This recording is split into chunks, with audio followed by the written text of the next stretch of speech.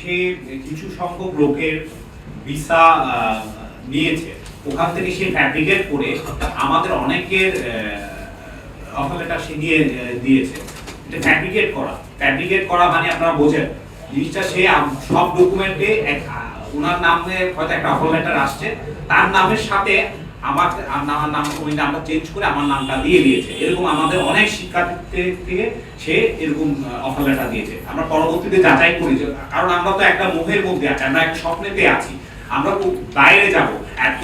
এত বড় একটা প্রতিষ্ঠান 32 বছর ধরে 33 বছর ধরে সংবাদ আপনাদের মাধ্যমে তার বিজ্ঞাপনগুলো যাচ্ছে, আমরা তো আসলে বিশ্বাস করতেই পারছো। আমরা আসলে এখানে দেখলাম ওনার যে প্রতিষ্ঠান এত চাকচিক্য, এত বিএসপি, তার সাথে ক্যান্ডিডেট স্কুলের শিক্ষা নিয়ে অনেক কাজ করতেছে। আমরা আসলে অবিশ্বাস করার মতো কোনোভাবেই তখন ইয়াতে করিনি। যে আমাকে যখন অফার লেটার দেওয়া হয় কনস্টাগার কলেজে, তো কনস্টাগার কলেজে আমি ওয়েবসাইটে যখন যাই তো ওইখানে আমি আমার নাম্বার দেখতে পাই। তো ওদের প্রতারণার একটা কৌশল ছিল, আমি আগে বলেছি তারা ওয়েল ট্রেন্ড। তো ওরা কোনোভাবে একটা কোনো কলেজের সাথে একটা নেগোসিয়েশন থাকে, তো আপনাকে অফার লেটারটা দিয়ে দিবে, কিন্তু এই অফার লেটারটা খুবই সীমিত সময়ের জন্য, এবং ওইখানে যদি আমরা নির্দিষ্ট সময় টাকা না পাঠাই তাহলে এই অফার লেটারটা ক্যান্সেল হয়ে যাবে। তো আমাকে যখন অফার লেটারটা দেওয়া হয় তো আমাকে বলে দিয়েছে যে আপনি 48 ঘন্টার মধ্যে টাকা আপনাকে অ্যারেঞ্জ করতে হবে, 48 ঘন্টার মধ্যে আপনার টাকাটা আপনি দিবেন, যদি না দিতে পারেন তাহলে আপনার এই অফার লেটারটা শেষ হয়ে যাবে। এটা ছিল 1 নম্বর টোপ। দ্বিতীয় নম্বর টোপ হলো ওরা আরেকটা কথা বলে যে সেটা হলো যে এখন ভিসা রেশিও খুব ভালো হচ্ছে, সামনে হয়তো এত রেশিও থাকবে না, সামনে জটিল আইন কারণ আসতেছে। যে তারা দেখাতো যে এই যে শত শত স্টুডেন্ট তারা প্রতিদিন পাঠাচ্ছে, তো সেই প্রতারণার ফাঁদে আমরা আজকে 1000-এর উপরে প্রায় 1500 স্টুডেন্ট আমরা পড়ে গেছি।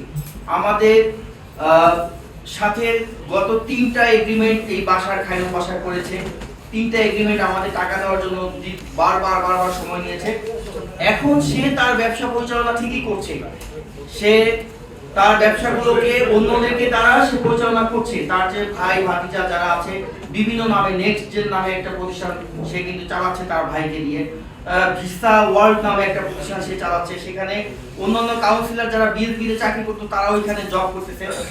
আমরা এদের সকলের নামে ওয়ারেন্ট আছে, কিন্তু পুলিশ এদেরকে খুঁজে পাচ্ছে না। কেন পাচ্ছে না সেটা আমরা আসলে আদৌ বোধগম্য নয়। আমরা পুলিশের কাছে গিয়েছি কয়েকবার, তারা বলেছে হয়তো তাদের কাছে অগ্রিম জামিন আছে তাই তাদেরকে অ্যারেস্ট করতে পারছে না।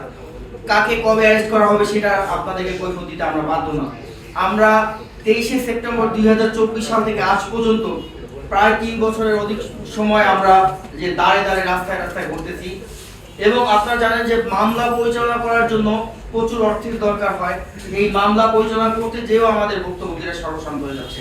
আমার মতন এরকম আরো ভুক্তভোগী আছে যারা ঘর ছাড়া এবং বিনা চিকিৎসায় রাস্তায় এবং হাসপাতালে অদূরে ধরে যাচ্ছে। আমি চাই আমার মতন আর যেন তার সহধর্মিণী আমার ভাই ও বোনেরা যেন না হারায়। সেই ক্ষেত্রে আপনাদের কাছে আমার অনুরোধ করলো, আপনারা যেন আমাদের এই সংবাদ সম্মেলনের মাধ্যমে এটা একটা সুষ্ঠু বিচার এবং আমাদেরকে সমাধান করে দিবেন প্রশাসনিক মাধ্যমে, এই অনুরোধটুকু আপনাদের কাছে আমি রইল। ধন্যবাদ।